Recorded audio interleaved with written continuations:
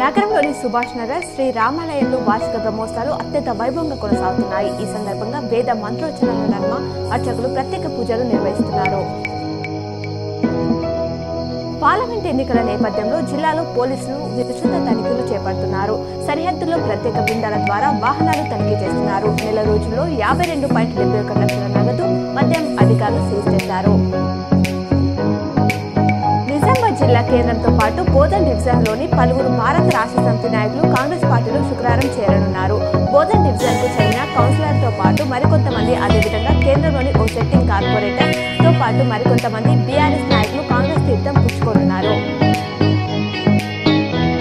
హైదరాబాద్ లోని ఎల్బీ నగర్ లో కాంగ్రెస్ కార్యకర్తల ఆత్మీయ సమ్మేళనంలో మహేష్ కుమార్ గౌడ్ మధ్యాహ్నంతో కలిసి పాల్గొన్నారు.